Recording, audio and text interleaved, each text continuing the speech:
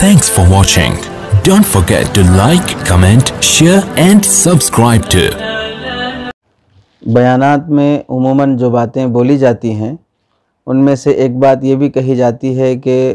نماز کی اہمیت کو بتانے کے لیے اور نماز چھوڑنے کی نحوست گناہ اور عذاب کو بتانے کے لیے کہا جاتا ہے کہ جو آدمی نماز چھوڑ دیتا ہے اور بے نمازی بن جاتا ہے تو ایک بے نمازی کی نحوست 40 گھروں تک جاتی ہے. 40 گھر، پھر اس کے بعد یہ بھی کہتے ہیں کہ 40 گھر دائیں، 40 گھر بائیں، 40 گھر آگے، 40 گھر پیچھے، اس طرح گویا کہ 40 گھر کا حساب 160 گھروں تک بے نمازی کی نحوست جائے گی. تو پھر سوچیں اس گھر میں، جس گھر میں بے نمازی باپ، بیٹا، بھائی، ماں باپ، جو پورا گھرانہ بے نمازی کا ہوگا تو اس گھر میں نحوست کا عالم کیا ہوگا، اس گھر میں لوگ کیسے پریشان ہوں گے. تو ایک بات یہ ہے کہ اس طرح کی بات بولنا نماز کی اہمیت کو بتانے کے لیے، اور پھر اس بات کو اللہ کے نبی علیہ السلام کی طرف منسوب کرنا اور اسے حدیث کے حوالے سے بیان کرنا.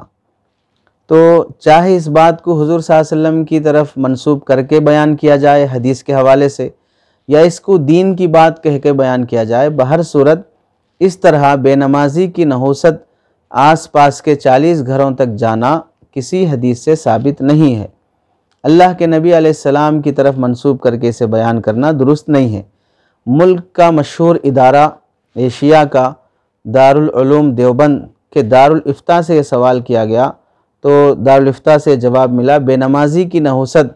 40 گاؤں پر پڑتی ہے یا 40 گھروں تک، ایسی کوئی روایت ہمیں نہیں ملی ہے. جو حضرات اس کو بیان کرتے ہیں ان سے اس کا حوالہ دریافت کریں، اگر حوالہ معلوم ہو جائے تو اس کی تحقیق کی جا سکتی ہے کہ روایت کس درجے کی ہے.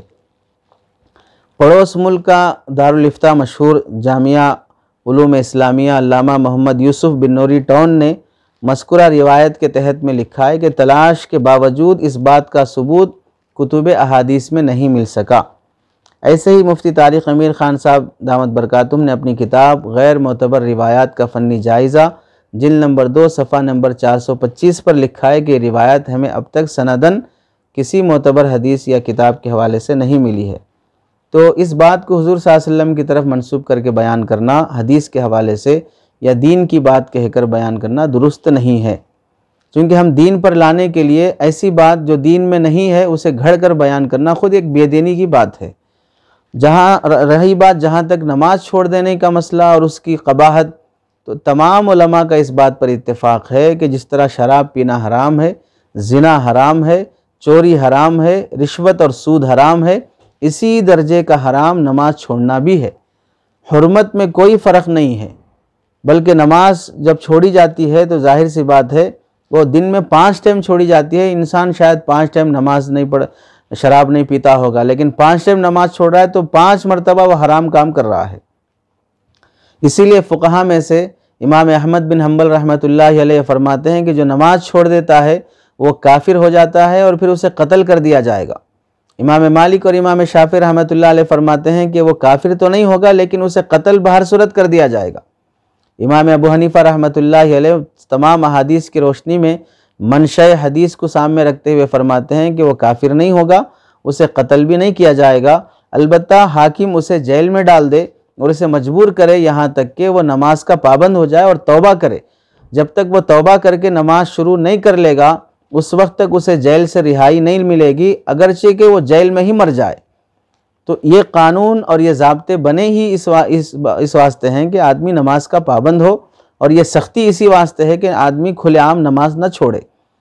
اسی واسطے جو لوگ نماز چھوڑتے ہیں ان کے گھروں کی نحوست، بے برکتی، گھروں میں مشکلات، پریشانیاں وہ خود دیکھ رہے ہیں جو نماز چھوڑ کر جی رہے ہیں. دلوں میں کتنی بے چینی ہے، گھروں میں کتنے جھگڑے چل رہے ہیں، یہ ان کی زندگیوں میں دیکھ رہے ہیں. لیکن اس کو حدیث ہونے کی حیثیت سے بیان کرنا اور 40 گھروں کا نحوست پھیلنا یہ ثابت نہیں ہے، اس لیے اسے بیان نہ کیا جائے.